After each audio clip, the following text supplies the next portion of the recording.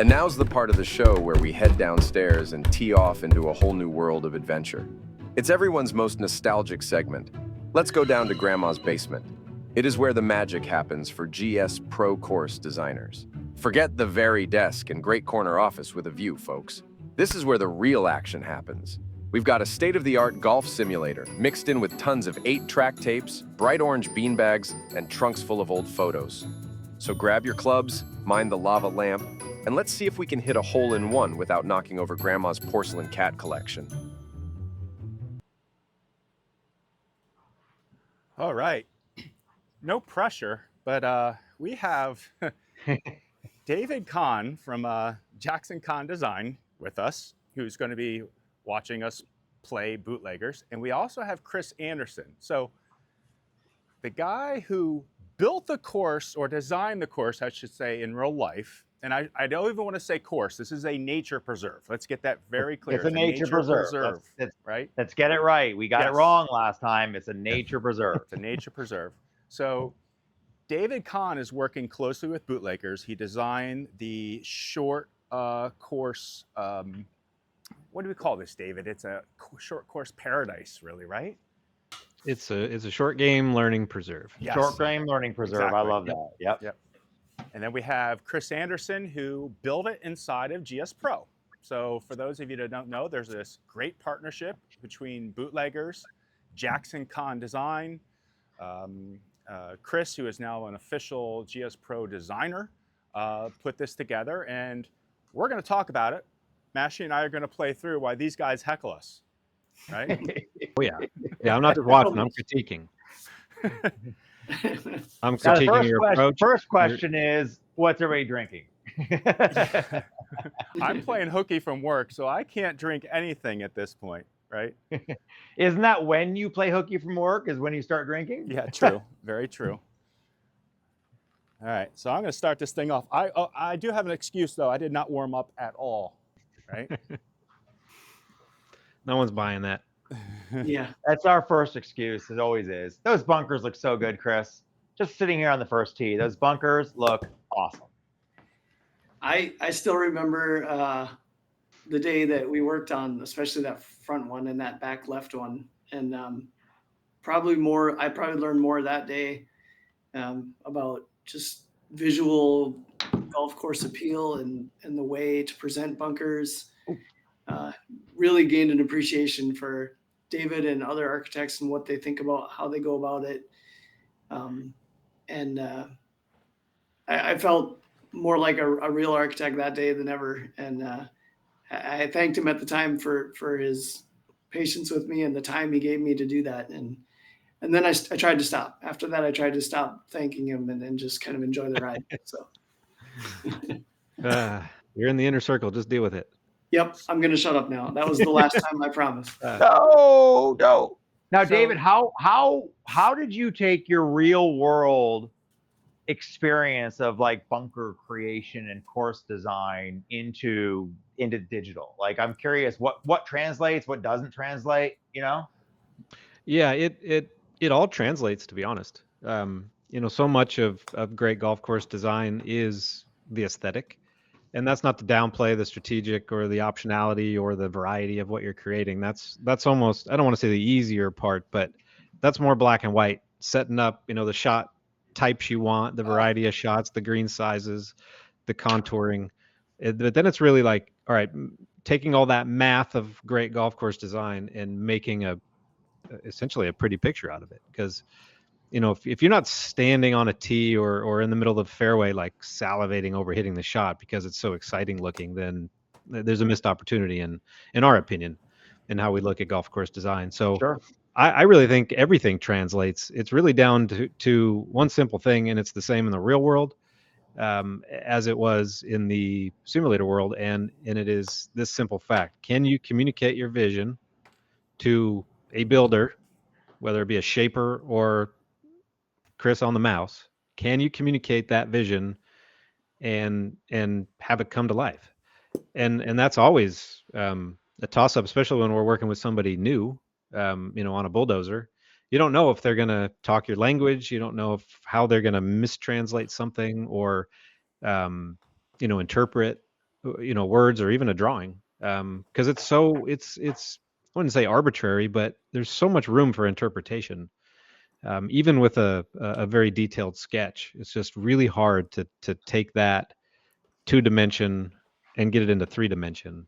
And so, being able to work with Chris and seeing how quickly he was able to get, in sync with our brains, was super exciting, because now, we feel like we can do, we can excel at what we do when we have somebody that can make our ideas come to life. And not just make them come to life, but even make them better. It's a collaborative process for us. It's all about the team, and it's all about having fun and just creating really cool stuff and fun stuff. Because we're firm believers, if it's fun to design, then it's fun to play. And Sure. so, after sharing a lot of our philosophies with Chris and showing him pictures and sketches, I don't feel like it took too long for the wheels to really start rolling good, and you know just kind of see how Chris translates what we say, and how it can Thanks. make it better, because it's not about our idea, it just has to be a good idea. So this is a built. This is a nature preserve. So have you designed a something like this where you? I guess what I'm getting at is what's different about doing something here. You've got to be very careful about the changes you're making, right? yeah, I think from um, a maintenance standpoint, it's going to be um, more impactful. This farm, this property has had life for well over 100 years, and there's never been a pesticide sprayed on it, and there will continue to never be a pesticide sprayed on it. And so that's very kind of counterintuitive to golf course maintenance. And so the owner here is working with I think a gentleman at an agronomist at Rutgers University that knows all about organic Right. agronomy, I guess, for lack of a better phrase. And so we're going to be working with him to figure out how the best way to build it is, and how the best way to maintain that kind of zero pesticide uses, but still provide a high quality playing surface for the members that are going to be coming to this facility and utilizing it. Oh, nice shot, Ty. Nice That's shot. great shot. Nice Yeah. shot. Oh, someone came to play. Heck yeah. Well, So so the line we made the the line mistake is of just asking David what yeah. settings to play at the beginning of this, and Yeah, he had exactly. us This on is 12 not. stimp and firm green. So Yeah, you want to aim just right at the tree trunk. And let's see, 54. You got sand. What is it down? I can't read that. 9 up. Down it's 9. 54, down 9. That's a down. Down 9 feet.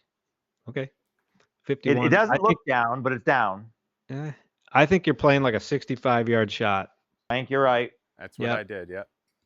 Yep. Just got to get it over that ridge. You got to use that. You got to use that backstop. That's how you make it. That's not going to do it. I don't think. Maybe. Oh, that'll get down there, I think. Oh, No, too I short. need a little more. No, Up. too nippy. Needed a little more. Is this one of the bucket holes we were talking about? Yeah, if you throw it in long and right, it just funnels right back to it. It's Funnels really right fun. back down to that hole. There's So another tee position that comes in from what would be the left side on this Yeah. shot. And that's really fun to take it long because it's maybe 65 yards. I don't remember the yardage of that You one. can get a little bit of spin on it and you can pull it back down. So being that it's 18 holes, it's going to be really hard for people to not think of this as a course, but it's Right. not. It's a free for all facility where you come to sharpen your short game skills from 100 yards and in, or 150 yards and in, and every shot in the book is there minus hitting over water. And this is just the first iteration of a sequence of golf shots to practice. That's all it is. That's all it is. And Yeah. and there will be more.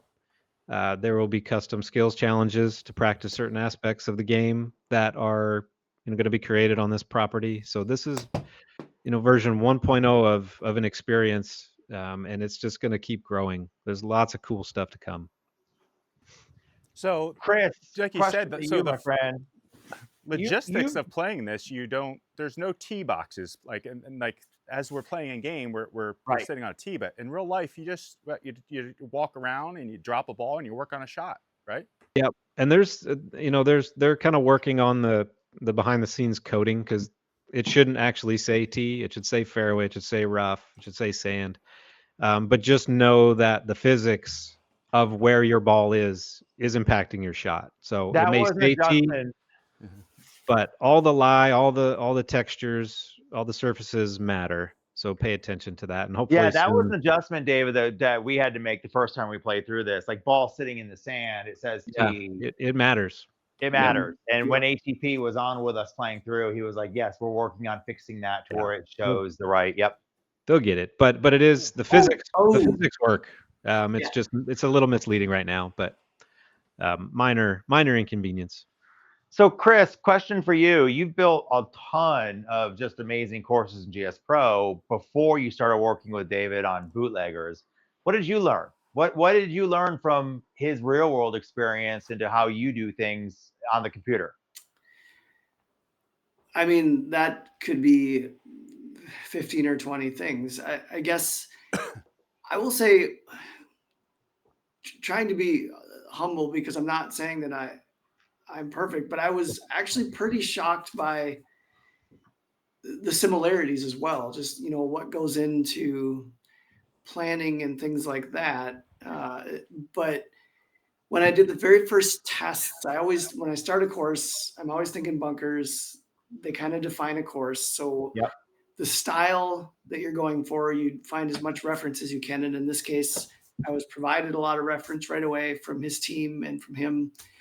And then just doing some experiments with how am I going to accomplish kind of these lip styles and depth styles. And more than that, even the space around bunkers. I think that's what I'd like to say I learned the most about.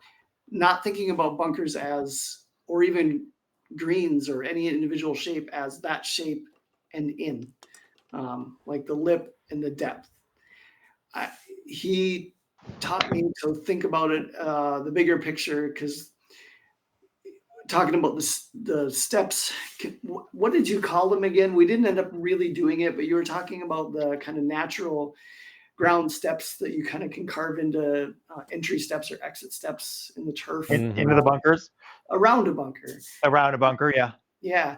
So I learned to think about, or how they think about, the flow of the land and how it translates and leads from one piece of ground to the other, all the way from a green influenced into the bunker. Like one thing that I've always been taught, I don't know if it's true or not, but I've always been taught is, in a really well-shaped bunker, the ball should never really sit up high on a lip. The ball should hit the bunker and funnel down to the flattest part of the bunker. That doesn't mean it's a flat lie, but sometimes I don't know if that's true or not, but like I feel like sometimes we in the digital world, in the digital world, right, we can make bunkers a little too flat at times, right? And all of a sudden your ball is sitting up against an uphill lip and again, I keep saying the real world, but you know what I mean? It doesn't always go that way. Does that make sense? Yeah.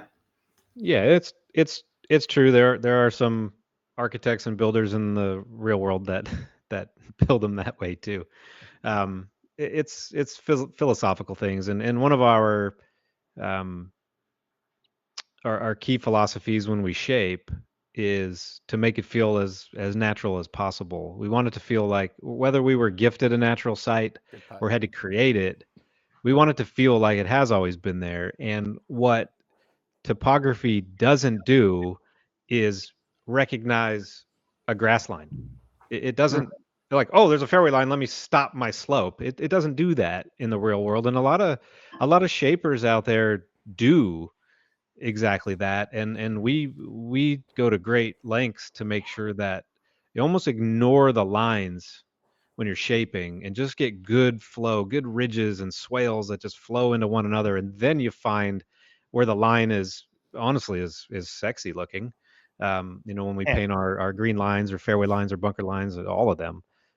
So making sure that landforms and contours that maybe support a bunker lip then flow in and influence the green a little bit, and don't just stop right on the edge of the green because of some imaginary line that nature wouldn't pay any attention to anyway. And when you're building stuff, it's hard to ignore that because your eye sees that line. You're like, oh, I need to stop there and toe down so so I can have my flat green. But we want all those moves just pulling in and out, and the bigger those moves can be, the more they can traverse from one texture to another, the Ooh. less the human eye can pick up that was actually created. And that's important to us. It's just it's our own bias. I love that because it's less about, like you said, it's less about the line and the shape and more about, in my words, the flow of how it all goes together. And I love that. Yep. When we talk to shapers, and we talk to Chris the same way, because honestly he's a shaper. He doesn't know it. It's all about lines. It's all about layering, horizon lines. We always talk about horizon lines because that's the definition that your eye picks up on, whether you can consciously recognize it or not. And those lines are everything to painting the most beautiful picture you can. And after you get the math of the golf design right, for example, like I need the bunker here, I need the tee here, I need the fairway this wide for whatever you're trying to set up. After that math is done, now you start talking the flow and the art around that math and making it as pretty as possible, therefore making it the most memorable as possible. Because something that's ugly is not memorable. Well, unless it's like super ugly. Well, super ugly is really memorable. Well, it's interesting because, Chris, a lot of times when I build a course, we always use Inkscape to shape out where everything goes.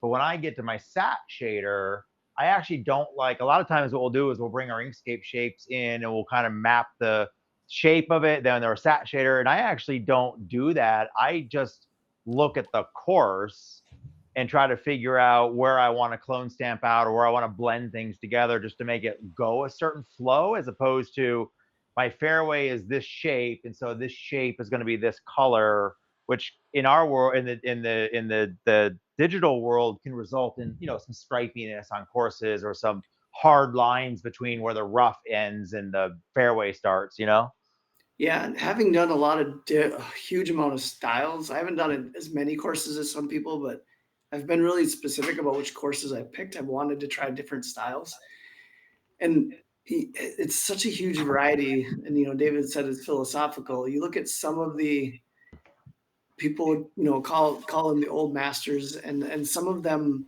were so good at using the land, but there was a period of time and a lot of courses that look very constructed intentionally, and I find myself liking those as well. I'm a big Tillingers fan, and I like some of those courses that have very intentionally man-made looking shapes. But the way I thought of that because of your Photoshop thing was, this video is not about that course, so I'm not going to say its name. I'm not sure when this video comes out, but the next course, the one I'm currently working on, I did very much like you said, which is something I haven't done before. I sort of ignored the shapes of the fairway and things like that when I was cloning and doing an immense amount of Photoshop work. Because in my mind, that course really is just one piece of ground with targets. And it just felt like it needed to flow in the way that you're describing. But I have designed courses on GS Pro where it really was important to have hard lines, things like wing to foot that I did and stuff like that. But I prefer the philosophy that David's describing, where it looks like the course was discovered more than created, I guess. Yep. Can we just say for the record, we're now on hole 8 and Master Blaster hasn't shanked a single shot. I know. Here it comes. You said the word. Why did you have to say that word? What are you doing? I'm behind by 1, so I've got to do something to get change the. Oh. I really like this shot. It gets so much of the property in it. You've got the cistern back there, a couple of bunkers, the barn. Just what I'm amazed by, Chris, and we talked about this when we played this ATP, is how many different angles you kind of roll around in a very small space, the same property, so you see the same house from multiple angles. I love that, you know? Yeah. Yeah, I think we said it in that video too, that as designers, and you know this, we put little details in that likely no one ever sees because it's a huge property and what's the chances someone hits it there. But the nice thing about a course like this is Good all ball. the work you put in. Oh, Oh yeah. wow. But all the extra work you put in for details as a designer on a property like this, you know it's going to be seen because, yeah, Right. you're kind of circling it. So, Yeah, this is essentially a backyard. Yeah. Is I was exactly what it is. chatting, Chris, I was chatting with one of the other designers, and we were talking about how much time we spend on off-course stuff that nobody sees unless they fly around and look for yeah, it. I know. But this one, you see it. It's such a small property. Like you said, David, it's a backyard. You see it from all these different angles, the horses, the cistern, the Oh, Yeah. gotta And- want and- it. Just wait till some of the other experiences on this property open up, because there's a lot more to it that this routing doesn't showcase. Are those things we can talk about here? What's coming? I think we could talk about them, but there's no think so. timelines at this point. Yeah, so there's no timelines. No timeline, but timeline. Okay, fair. it's all built. I mean, you can, after 9, you could go go into free flight mode, and we could go look at some of the stuff. I don't You know can why. see a little of it in this shot right here. It's all out there. No Yeah. one. Yeah, We can't stop people from flying around. Yeah, so we talked about on the last show. We talked about the stumps, challenge. Yep. There are a couple things. I think there's some one shot challenge things coming out. But yeah, I mean, absolutely. Yeah, so you've got the learning preserve, which is the formal short game facility that you're touring around now. You've got the challenge hole, which is right outside the estate house, which essentially is the first hole and the 9th hole on this routing. So that really devilish green, your first shot of the day, that is actually taking place on the challenge hole. So that's kind of its own venue, so to speak. But I've just morphed it into this experience just because it kind of fits the bill. Okay. And then you've got the game of stumps, which is a 9-hole circuit where it's point based, and a set of 9 historical stumps on the property are used as the targets. I'm excited I'm excited for all of it. I'm excited to go play stumps. Like It's really, after talking to David Capo and learning about how they It sounds did that. addicting. it's really fun. Like, Yeah. when he first contacted us, I remember I was out on a job site in California, and he called, and we started talking. He's explaining to me this vision of what he wants to do here, and none of it had to do with a simulator at all. This was always has been and will continue to be so a real world build that he wants to do and will do. And he starts explaining this game of stumps to me. I'm like, this guy's a little nutty. Like, I love outside the box thinkers because I am one, and I know I sound nutty to some people at times. So I'm like trying to remind myself, no, give this guy the benefit of the doubt. Like, you're nutty too. Let him talk. And like, the game of stumps, man, I don't know.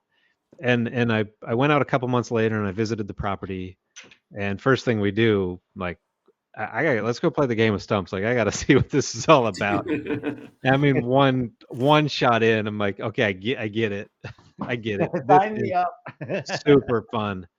And my wait for mind this. started going crazy because he just had 9 stumps just dropped around the property, and the property is beautiful, but they're just stumps sitting on the property. I'm like, man, if these stumps were placed amongst shaped golf holes, so to speak, with like character and uniqueness and different, bring the golf element of well-designed holes into the stumps course, like, this thing could be wickedly fun and something really special.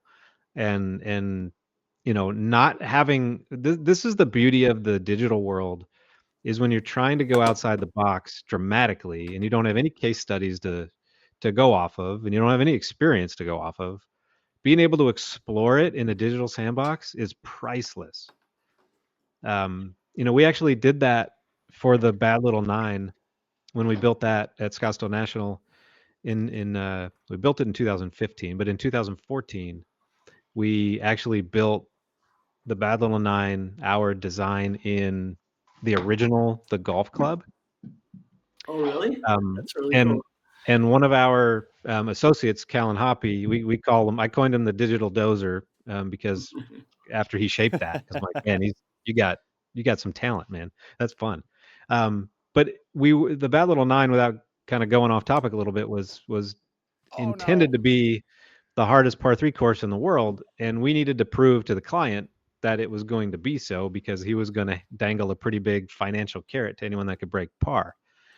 And so we had to reinvent the math and the rules of golf course design to be able to achieve that.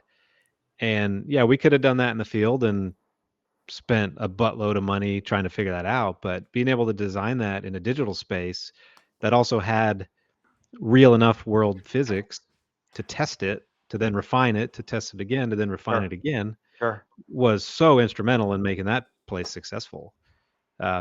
And I think the same way about not only the learning preserve here at Bootleggers, but also the game of stumps, because we're building something that hasn't been built before, and to be able to test it, I hate to say free because nothing's ever free, but it's a heck of a lot cheaper than moving Trying to- dirt Yeah. and Yeah. grassing it, just to realize you gotta tear up the grass again now to redo it. Did you Yeah. actually take pictures of the stumps and then Chris, did you recreate them in this, or how'd you guys? No, there wasn't specific stumps. We just tried to find really cool, interesting models that look like Okay. they would fit the property. Yeah. You probably realize I've done fictional courses. Like my first one was half fictional, totally made up.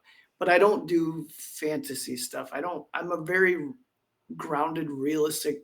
That's just my style. It's always been my art style. I like drawing things in the real world. I don't have a great creative, like I don't do comics and things like that. And so doing the stumps, it was the most freedom I've ever, the weirdest, coolest thing I've ever tried doing. Trying to let myself go and listen to David's ideas and think about what obstacles could we put there, what might we find in the woods that we could hit around. It was almost like writing a story. Mhm. It was like almost doing a short story or a novel. It was just such a fun experience to be doing something golf related, but so interesting compared to just Yeah, I green. remember there was a time, because we did the stumps after the learning preserve was fairly well polished. Yeah, And I Yeah. remember at one point loving the stump so much, I'm like, man, I kind of want to like redo the whole learning preserve and just make the whole property like 36 holes of stumps. Like it's just it's more fun. it's just limitless what you could do. Yeah, it's really cool. I'm excited for people to play, and I didn't know if it would translate. There There's we the go. shank. There it We is. got it. There it is. 11 holes Yay! in. Congratulations. I wasn't sure it was going to translate into the sim space. Yeah, But I have having my played it in real life and having played it in the sim, it absolutely translates. That's great. It may not be apples to apples, but it translates to fun. So yeah. Chris, what was your first course? My first course, mine was the fold. Fold. First, Okay, that first was your version, first course. which was the front nine is 9 holes of a public course that's my membership, and it's an 18-hole course in the real world, but the actual front nine on that course is your typical probably 50s muni that's super boring and uninteresting. And they built these new 9 holes that were really high quality public golf holes, and so there's actually all this land south of the course Nice. not in use. And so we took the Nice. LiDAR from that and we tried to pretend we were real world architects, a buddy of mine. And we drew it out and made it in the golf course first many years ago. And so that was my fictional make pretending. sure you go long. Get it long. This one has the backstop. 65 yards. That's what you want here. I knew it. That's Oh, it. this is good. This is Ooh. good. That's it. Oh, this is mighty fine, folks. Oh, Oh, Nah, you got that putt straight up the hill. Yep. straight up the hill. I mean, you're cheating with a chalk line. Come on. I could take that off. I Oh, is put that a that projection? down. Is that I a put that projection? down when I was trying to figure out how to do straight back to forward putting with this lab putter. Hmm. And to give me some sort of sense of how to learn, because I used to have a pretty big arc with my putter. When I switched to the lab, come back down. That'll work. oh. Oh no. Oh, bad shaping. Yeah, totally. That's Oh, wow. well, you know, Can't be Can't all be perfect, home runs. right? I think there's a slight, I'm not going to say it's a bug, but there's a quirk in the physics in GS Pro, because I did that on the challenge hole once, where if you hit a low shot, yep. it stops on a slope. Stops There's on the no hill. way it would stop on. So I Yeah. don't know what that is, but I agree. I've experienced that too. Wow. 20 feet down one. I don't think I can hit this And it just light enough. don't even hit it off of your hitting mat. just get it moving. There you go, David. Happy Oh, now. the shame got to him. Yeah. So what was that? Oh, Ooh. Oh, it's just I had an old putting mat that broke. My kids broke. It was just the turf from an old putting mat that I threw down on top just to give me a line to putt on. Gotcha. But no, it does not live in my sim full time. So there you go. Mm-hmm. So you say. It is not straight up the hill. Oh, that's Been there 100% of the time I've seen you. So. All right, you can stay. Perspective is important. Anybody who can give me crap can stay. No, sorry it took me this long. I know. I was waiting. You warmed up. And I can take it too. It's not a one-way street. So, David, how much is simulator golf changing your profession? That's a good question. I don't know. I know in my own mind, mentally, I'm excited to pursue it. We're not going to become simulator golf course designers. That's not the intent here. But Absolutely. between using it for building out projects that haven't come to life yet, selling it to clients, allowing a client to be able to play their future design that we're proposing is so fascinating to me. Seems like the easiest sales pitch you could do.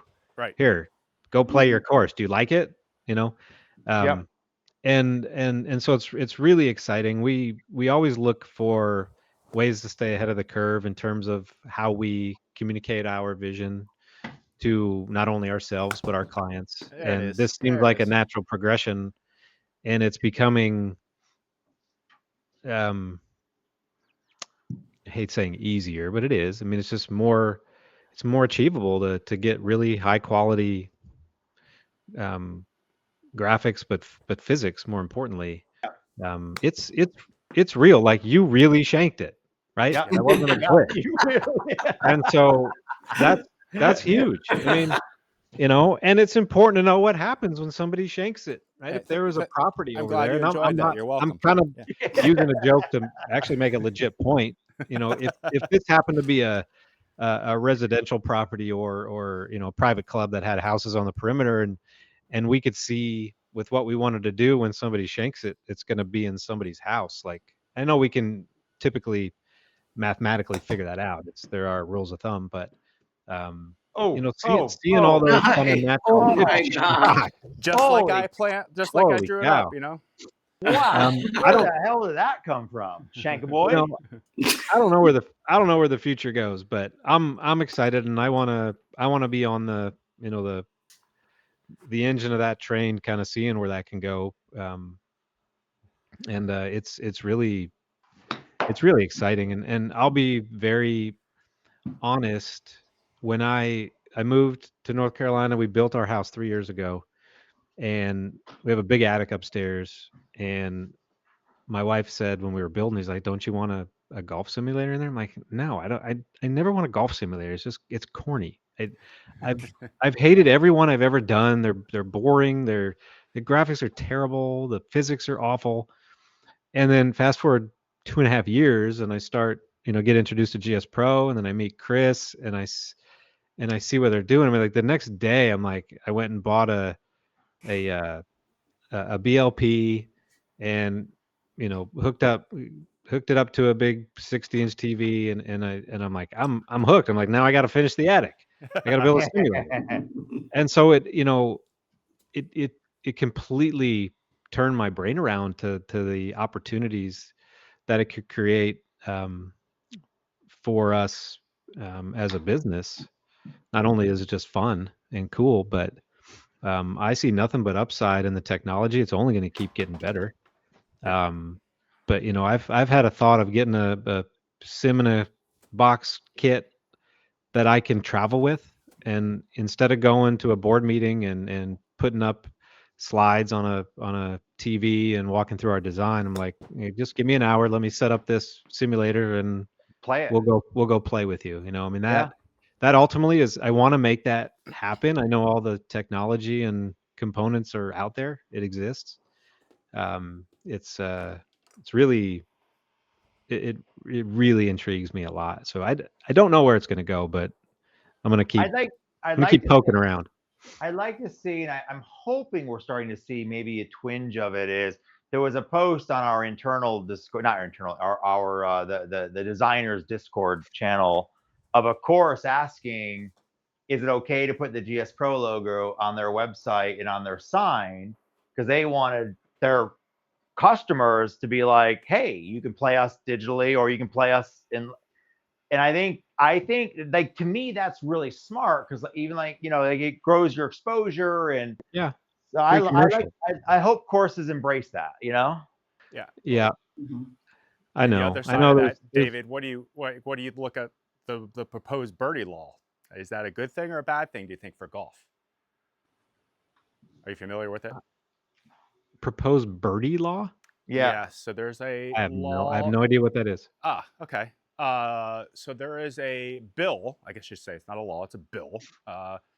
It's being proposed that would turn a golf course design into intellectual property. Okay. So right now you can I heard about trademark. that. I didn't know that was the name of the bill. Yeah. Okay, yeah. So right now you can trademark the name of a course, right? But you really can't trademark the course itself, the landscape, Right. the architecture. Right. Is that a good or a bad thing? I mean, I understand. Oh. Wow, Mashi. I get it. There's two sides, right? Come down. Yep. Come down. Keep coming. Oh. I think I don't know the nuances of it, but I do think ultimately it's a good thing. It's going to be really hard to define, really hard. How unique and different do you have to design to make it worthy of protection? That never gets old. I got a buddy. Thanks for showing off the grass. I appreciate Man, that. yeah, think this it was is here the just last the angle time here. we Look played at the together, detail too. that he What's put up into with that that? fence. It's so Hey, good. will you hit one close to the horses? We want to go look at the horses next. Hold my beer. Yeah. I as a designer and somebody, a creative person who's trying to come up with, unique things that aren't copy and paste of something else I've seen. It does appeal to me to be able to have protection on that. Yeah. I'll spiral into a 4-hour rant if we go there, and I don't want to, about template holes and people building the 12th hole at Augusta like 75 million times over, and it's never as good as the original ever. Yep. And it's just, that's plagiarism to me. Is it flattering? I guess if you're the designer, probably, but also it's plagiarism, and that just doesn't happen in any other creative walk of life. You can't just, and so I don't know. It's going to be really interesting where it goes. And like I said, I have no idea how you design the language around what is protectable. I mean, just because I I don't know. I don't know. I think it's worth having the conversation, but I don't see how it ever gets somewhere where you can protect like design elements. I mean, I don't know. Imagine if Pete Dye protected the railroad tie as an element to use in a golf course. That would be a shame that other people can't use that material in whatever way they see fit. But somebody coming out and blatantly just ripping off your golf hole because they think it's a great design, I got a problem with that. Yeah. I really do. And more so, I got a problem with the other architects that are doing that. I'm like, come on, come design for yourself, man. Yeah, the original. So I don't know. So how did you get into golf architecture? Like, where do you start with something like that? So I've been playing golf since I was 18 months old. I don't know a life without golf. Nice. And I played competitive growing up all through college, freshman year in college. So competitive golf was my life. I always naturally had an artistic desire and skill, I guess. And so from the age of 7, all I really wanted to do was design courses. It just, I don't know, I was lucky enough to know what I wanted to do. I can't pinpoint that on anything other than my natural gifted artistic tendencies and my love for golf. It just felt like, well, that's what I got to do. And I knew I went for competitive golf into college. I played my freshman year at Auburn, and I realized then D1 golf, like I just wasn't. It became a job and it lost its fun, and I didn't like it. And so it's hard. It's a full time. My daughter is going to college. She's going to play D3 golf. She was recruited, but she made a decision in her senior year of high school that she did not want to try to go play D1 because of what you just described, that rigor. She wanted a life of college, Sure. And I was naive enough to know that. I wanted to go somewhere that had a landscape architecture program as a backup because I knew deep down that's where I was going. But I had a lot of offers from D3 colleges, and I just wanted to go somewhere. They were all up north, being from Ohio. I just wanted to go somewhere warm. Yeah. And being a kid from Ohio, playing at best 6 months out of the year, going down to Alabama with these kids that have been playing 12 months out of the year for almost their whole life. I was behind the 8 ball. And I realized it right away. And I could have improved and stuck with it, but it wasn't what I wanted. And so end of my freshman year, I transferred to the landscape architecture program.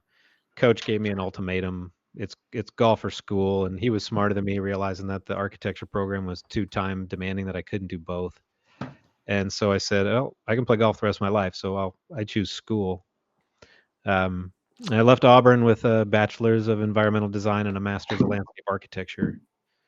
And then took about 3 years out of school to land a design job.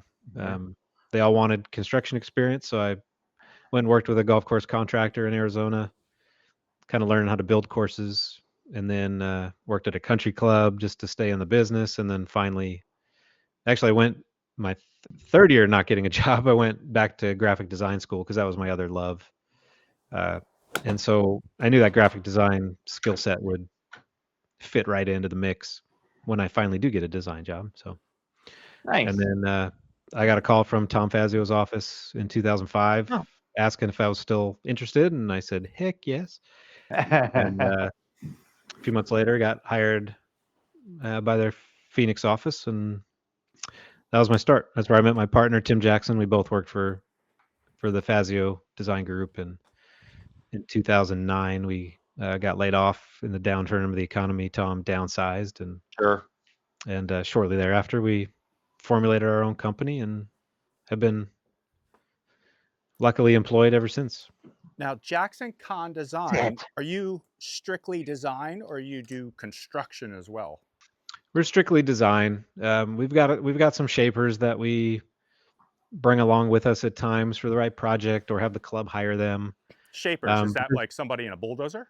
A bulldozer, yeah, bulldozer, or yeah. Mm-hmm. Okay. or somebody that's really talented on a skid steer, a little bobcat, or a tractor. But yeah, we call shapers the guys in the bulldozers, essentially creating the terrain. Okay. What Now, Chris does with a mouse and Unity and Blender. so you've said the key word several times today, and I've been dying to ask you this: how often do you get to go into a bulldozer and move dirt? I usually just get in once a project and just say I did it for an hour. I'm not good at it. I have If you so ever much. need a volunteer, call me Yeah, because it's I've fun. always wanted to run a bulldozer. Well, anytime I bring somebody out to a job that's either never been on one, or bring like a president of the club out there for a tour, I'm like, you want to ride the bulldozer? And And they never say no, do they? no, They're always never. like, No one's yeah, ever said no. No one's no. ever said no. And it's intimidating and it's fun. You gain a lot of appreciation and respect for what the talented guys do. Um, you know, and it's it's mesmerizing to watch the really good guys work. And I could say the same with Chris. He could screen share when he's in Blender or Unity, and I could just literally watch. Um, it's really cool seeing stuff come to life and how different guys go about it, but get kind of similar results. That's awesome. So yeah, but we're strictly designers. Um, we've done everything from big, $50 million ground up new courses to backyards. I mean, we've done 2 of Mark Wahlberg's backyards, um, given him some cool golf there, and everything in between. We've done a lot of projects that really, not that we can't talk about, but we can't really show, in a public sense. It's kind of a blessing and a curse of getting some high profile clients and projects. But we've been really, really fortunate, and just keep having fun doing what we do. And then Those, outside of course go ahead. design, you run a foundation, right? Yeah. I do, yeah. So, my wife and I have twin girls. They're almost 15 now, our only 2 children. And about 7 years ago, we all got devastating news that they were um, afflicted by a very rare neurodegenerative and fatal disease. Their lifespan is late teens, early 20s. There's no cure, and they're ravished by complete blindness and full dementia and seizures and chronic pain and fear and um, losing the ability to walk and eat and talk, and they've got feeding tubes, and and meanwhile these girls were I don't want to say perfectly normal, because this is a genetic disease, so they've had it since birth. We were just unaware, but for the first 5-6 years of their life, completely normal kids, Right. learning milestones, everything, running around, having fun, normal kids, and we just got crushed by a really, really awful disease that's taken them away from us as we watch. So, um, about 6 months after learning about this diagnosis in 2010, 2017, they were born in 2010. We started a foundation to fight this, and the foundation is called For Batten Foundation, FORE, little play on the golf word, BATTEN, forbatten.org. And in 7 years since that foundation has come to life, we have raised over $7 million, which has all gone towards critical research to support fighting the disease, finding answers, just learning what it is, biologically what it is, and how we can fight it, and just have a tremendous team of researchers and scientists and doctors, and it's really been an amazing journey, and it's quite a roller coaster. And I tried to join you guys last time you did this bootleggers meeting, and a virus and pneumonia brought both of my daughters into the hospital, and we spent 12 days there, and it was pretty chaotic for a while, but we're back home, and they're rebounding, and I wouldn't say all things are fine, but all things are fine. um, and yeah, so a big part of my life for the last 7 years, not only with the golf course design, but it's been fighting Batten disease and raising awareness to it, and and kind of tying in my network in the golf world, we have leaned on them heavily, and they've come to the table and provided us, a lot of important dollars to fight this disease. And one of the main ways we do that is an annual online auction that happens to be coming up on February 19th, and it runs for 2 weeks.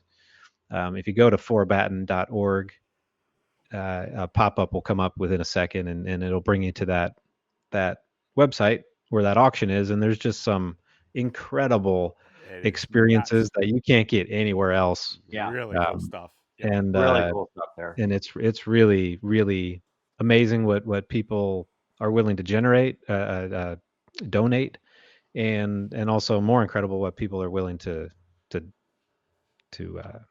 pay for to win the bid on some of these items. It's amazing. Last year, the auction raised $1.6 million, That's and great. 7 years in a row we've been able to beat our previous year, and we always go in it very cautiously optimistic.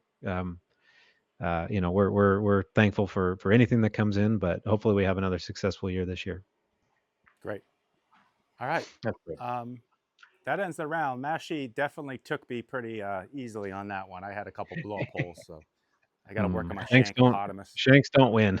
Yeah. No. Shanks don't win. I will Yeah. tell you, David, those were some tough settings with the way we had those Yes. greens and the hard greens, firm greens, and 12 stimp, and that was tricky to land. You had to land those things pretty short, let them run up. Yep. You do well, or you got to hit it high and spin it. High and spin it. Yeah.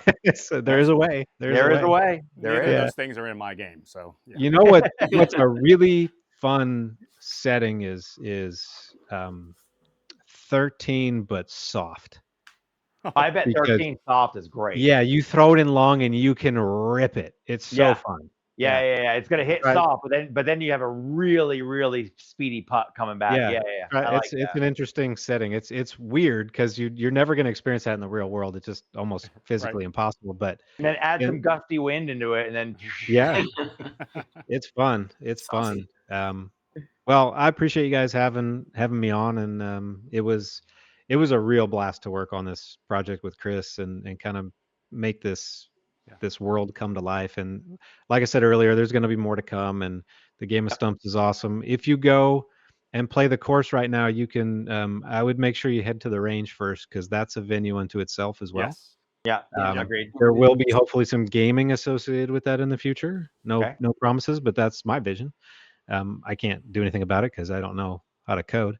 But that venue is built for some future gaming. So it's really cool. That was those elements out there were a brainchild of mine like over 10 years ago, and I did some really poor sketches, but Chris was really the one that was able to tag team with it and really make it real. And it's not quite like I envisioned, but it's better than I envisioned. It's really cool to be able to work in tandem with him to make that come to life, even if it's in a pixelated form. Yeah, it's very much like the Stumps game as far as just creativity running wild, pure sketches. It's cool. And maybe you guys could just throw a screenshot up, just because it's really something fun to look at. And you can go head to range in the game, just head to range and do it. Head to range in game. Yeah. Steve will do some post edit and everything we talked about. He'll throw some screenshots up. It'll be good. Sounds good. And I can say there will be more from JKD in the GS Pro world, along with Chris, because JKD is only working on projects with Chris. Well, that's like, listen, that's the big teaser. Leave everybody with. There's more coming to Bootleggers. There's more coming in the future, and there's more with JKD with GS Pro. So stay tuned, everybody. There's some really, really cool stuff coming down the pike. Yeah. Yep. All right. Thanks, guys. Thanks, guys. Yeah. Thanks for joining us, guys, and have a great day. Thanks, everybody. See everybody. Bye-bye. Bye. Thanks, guys. Thanks a lot.